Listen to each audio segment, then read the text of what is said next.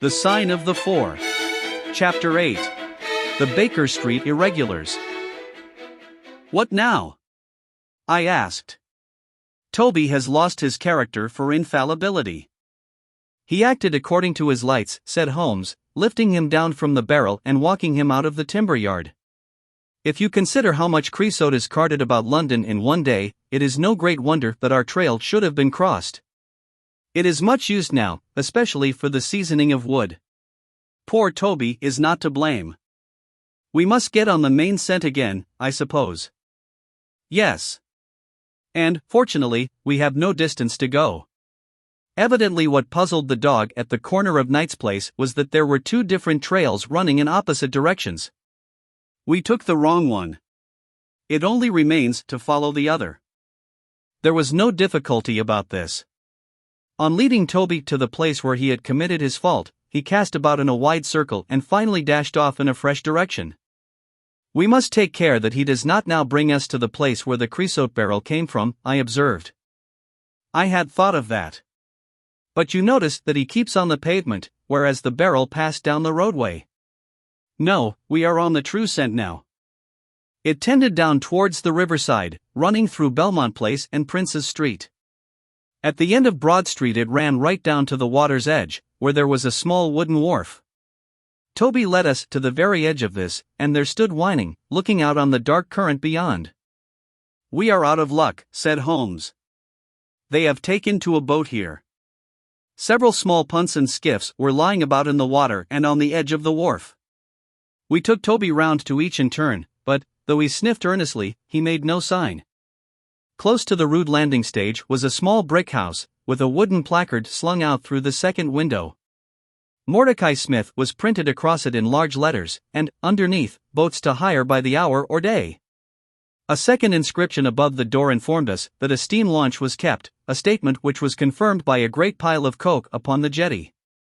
Sherlock Holmes looked slowly round, and his face assumed an ominous expression. This looks bad, said he. These fellows are sharper than I expected. They seem to have covered their tracks. There has, I fear, been preconcerted management here. He was approaching the door of the house when it opened, and a little, curly-headed lad of 6 came running out, followed by a stoutish, red-faced woman with a large sponge in her hand. You come back and be washed, Jack, she shouted. Come back, you young imp, for if your father comes home and finds you like that, he'll let us hear of it. Dear little chap, said Holmes, strategically. What a rosy-cheeked young rascal. Now, Jack, is there anything you would like? The youth pondered for a moment. I'd like a shillin', said he. Nothing you would like better? I'd like 2 shillin' better, the prodigy answered, after some thought. Here you are, then. Catch, a fine child, Mrs. Smith. Lord bless you, sir, he is that, and forward. He gets a'most too much for me to manage, especially when my man is away days at a time. Away, is he? Said Holmes, in a disappointed voice. I am sorry for that, for I wanted to speak to Mr. Smith. He's been away since yesterday mornin', sir, and, truth to tell, I am beginning to feel frightened about him. But if it was about a boat, sir, maybe I could serve as well. I wanted to hire his steam launch. Why, he bless you, sir, it is in the steam launch that he is gone. That's what puzzles me, for I know there ain't more coals in her than would take her to about Woolwich and back. If he'd been away in the barge I'd ha' thought nothin', for many a time a job has taken him as far as Gravesend, and then if there was much doin' there he might ha' stayed over. But what good is a steam launch without coals? He might have bought some at a wharf down the river. He might, sir, but it weren't his way. Many a time I've heard him call out at the prices they charge for a few odd bags. Besides, I don't like that wooden-legged man, why his ugly face and outlandish talk.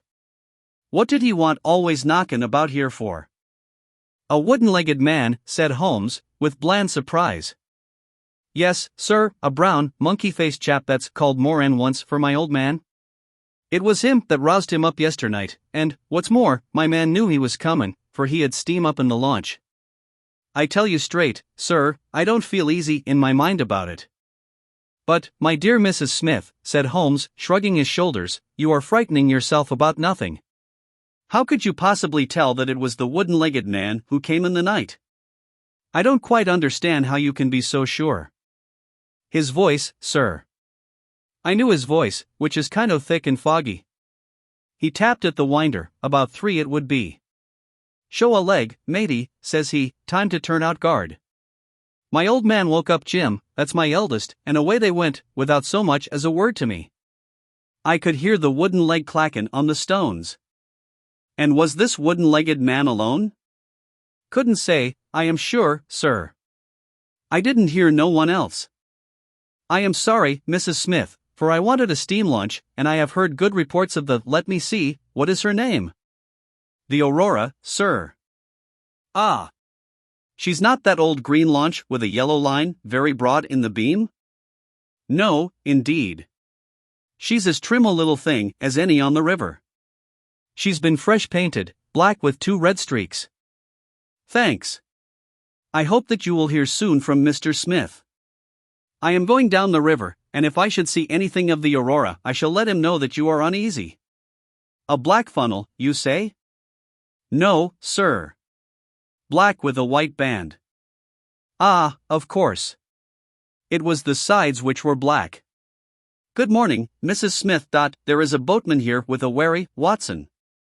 We shall take it and cross the river. The main thing with people of that sort, said Holmes, as we sat in the sheets of the wherry, is never to let them think that their information can be of the slightest importance to you.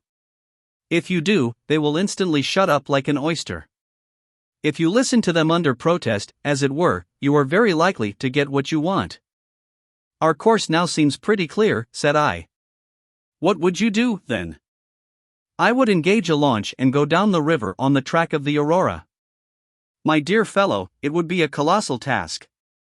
She may have touched at any wharf on either side of the stream between here and Greenwich. Below the bridge there is a perfect labyrinth of landing places for miles. It would take you days and days to exhaust them, if you set about it alone. Employ the police, then. No. I shall probably call Athelney Jones in at the last moment. He is not a bad fellow, and I should not like to do anything which would injure him professionally. But I have a fancy for working it out myself, now that we have gone so far. Could we advertise, then, asking for information from wharfingers? Worse and worse. Our men would note that the chase was hot at their heels, and they would be off out of the country. As it is, they are likely enough to leave, but as long as they think they are perfectly safe, they will be in no hurry. Jones's energy will be of use to us there, for his view of the case is sure to push itself into the daily press, and the runaways will think that everyone is off on the wrong scent. What are we to do, then? I asked, as we landed near Millbank Penitentiary. Take this hansom, drive home, have some breakfast, and get an hour's sleep. It is quite on the cards that we may be afoot tonight again. Stop at a telegraph office, cabby. We will keep Toby, for he may be of use to us yet. We pulled up at the Great Peter Street post office, and Holmes dispatched his wire. Whom do you think that is to? He asked, as we resumed our journey. I am sure I don't know. You remember the Baker Street division of the detective police force whom I employed in the Jefferson Hope case? Well, said I, laughing. This is just the case where they might be invaluable. If they fail, I have other resources, but I shall try them first. That wire was to my dirty little lieutenant, Wiggins, and I expect that he and his gang will be with us before we have finished our breakfast. It was between 8 and 9 o'clock now, and I was conscious of a strong reaction after the successive excitements of the night. I was limp and weary, befogged in mind and fatigued in body. I had not the professional enthusiasm which carried my companion on, nor could I look at the matter as a mere abstract intellectual problem. As far as the death of Bartholomew Sholto went, I had heard little good of him, and could feel no intense antipathy to his murderers. The treasure, however, was a different matter. That, or part of it, belonged rightfully to Miss Morstan. While there was a chance of recovering it, I was ready to devote my life to the one object. True, if I found it, it would probably put her forever beyond my reach. Yet it would be a petty and selfish love which would be influenced by such a thought as that. If Holmes could work to find the criminals, I had a tenfold stronger reason to urge me on to find the treasure. A bath at Baker Street and a complete change freshened me up wonderfully. When I came down to our room, I found the breakfast laid and Holmes pouring out the coffee. "Here it is," said he, laughing, and pointing to an open newspaper. "The energetic Jones and the ubiquitous reporter have fixed it up between them. But you have had enough of the case. Better have your ham and eggs first." I took the paper from him and read the short notice, which was headed "Mysterious Business at Upper Norwood." "About 12 o'clock last night," said the Standard, "Mr. Bartholomew Sholto, of Pondicherry Lodge, Upper Norwood, was found dead in his room under circumstances which point to foul play. As far as we can learn, no actual traces of violence were found upon Mr. Sholto's person, but a valuable collection of Indian gems which the deceased gentleman had inherited from his father has been carried off. The discovery was first made by Mr. Sherlock Holmes and Dr. Watson, who had called at the house with Mr. Thaddeus Sholto, brother of the deceased. By a singular piece of good fortune, Mr. Athelney Jones, the well-known member of the detective police force, happened to be at the Norwood police station, and was on the ground within half an hour of the first alarm. His trained and experienced faculties were at once directed towards the detection of the criminals, with the gratifying result that the brother, Thaddeus Sholto, has already been arrested, together with the housekeeper, Mrs. Burnstone, an Indian butler named Lal Rao, and a porter, or gatekeeper, named McMurdo. It is quite certain that the thief or thieves were well acquainted with the house, for Mr. Jones's well-known technical knowledge and his powers of minute observation have enabled him to prove conclusively that the miscreants could not have entered by the door or by the window, but must have made their way across the roof of the building, and so through a trapdoor into a room which communicated with that in which the body was found. This fact, which has been very clearly made out, proves conclusively that it was no mere haphazard burglary. The prompt and energetic action of the officers of the law shows the great advantage of the presence on such occasions of a single vigorous and masterful mind. We cannot but think that it supplies an argument to those who would wish to see our detectives more decentralized, and so brought into closer and more effective touch with the cases which it is their duty to investigate. "Isn't it gorgeous?" said Holmes, grinning over his coffee cup. "What do you think of it?" "I think that we have had a close shave ourselves of being arrested for the crime." "So do I. I wouldn't answer for our safety now, if he should happen to have another of his attacks of energy." At this moment there was a loud ring at the bell, and I could hear Mrs. Hudson, our landlady, raising her voice in a wail of expostulation and dismay. "By heaven, Holmes," I said, half rising, "I believe that they are really after us." "No, it's not quite so bad as that. It is the unofficial force, the Baker Street Irregulars." As he spoke, there came a swift pattering of naked feet upon the stairs, a clatter of high voices, and in rushed a dozen dirty and ragged little street Arabs. There was some show of discipline among them, despite their tumultuous entry, for they instantly drew up in line and stood facing us with expectant faces. One of their number, taller and older than the others, stood forward with an air of lounging superiority which was very funny in such a disreputable little scarecrow. "Got your message, sir," said he, and brought 'em on sharp. 3 bob and a tanner for tickets." "Here you are," said Holmes, producing some silver. "In future they can report to you, Wiggins, and you to me. I cannot have the house invaded in this way. However, it is just as well that you should all hear the instructions. I want to find the whereabouts of a steam launch called the Aurora, owner Mordecai Smith, black with 2 red streaks, funnel black with a white band. She is down the river somewhere. I want one boy to be at Mordecai Smith's landing stage opposite Millbank to say if the boat comes back. You must divide it out among yourselves, and do both banks thoroughly. Let me know the moment you have news. Is that all clear?" "Yes, governor," said Wiggins. "The old scale of pay, and a guinea to the boy who finds the boat. Here's a day in advance. Now off you go." He handed them a shilling each, and away they buzzed down the stairs, and I saw them a moment later streaming down the street. "If the launch is above water they will find her," said Holmes, as he rose from the table and lit his pipe. "They can go everywhere, see everything, overhear every one. I expect to hear before evening that they have spotted her. In the meanwhile, we can do nothing but await results. We cannot pick up the broken trail until we find either the Aurora or Mr. Mordecai Smith. Toby could eat these scraps, I dare say. Are you going to bed, Holmes?" No, I am not tired. I have a curious constitution. I never remember feeling tired by work, though idleness exhausts me completely. I am going to smoke and to think over this queer business to which my fair client has introduced us. If ever man had an easy task, this of ours ought to be.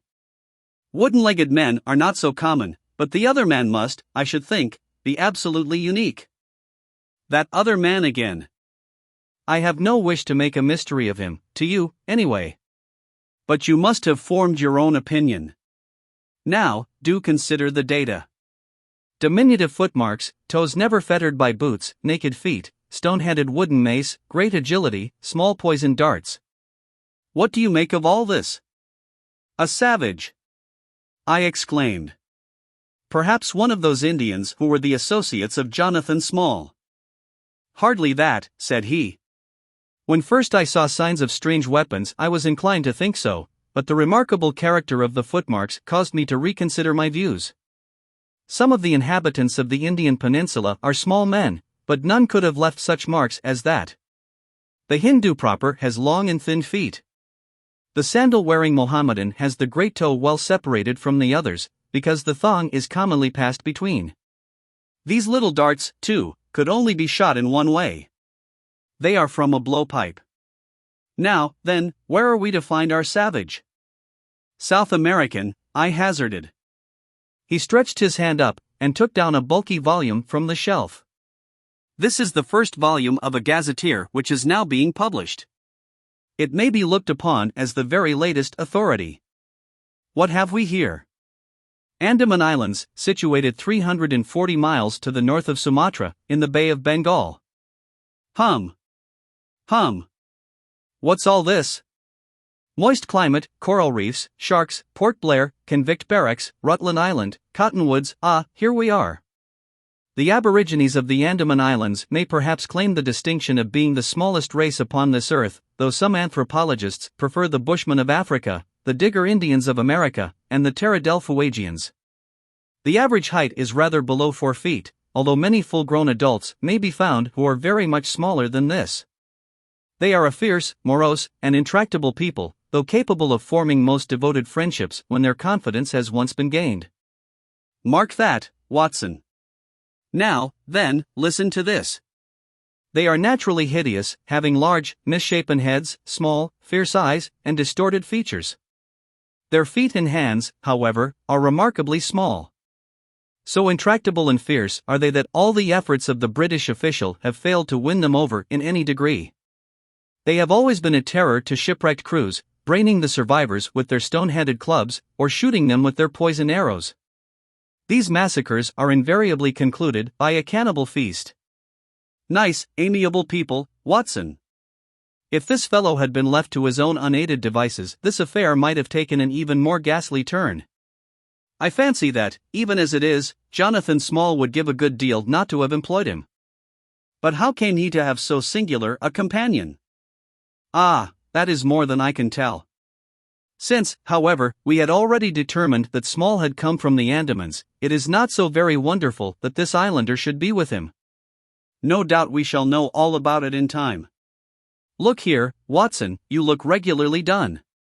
Lie down there on the sofa, and see if I can put you to sleep. He took up his violin from the corner, and as I stretched myself out he began to play some low, dreamy, melodious air, his own, no doubt, for he had a remarkable gift for improvisation. I have a vague remembrance of his gaunt limbs, his earnest face, and the rise and fall of his bow. Then I seemed to be floated peacefully away upon a soft sea of sound, until I found myself in dreamland, with the sweet face of Mary Morstand looking down upon me.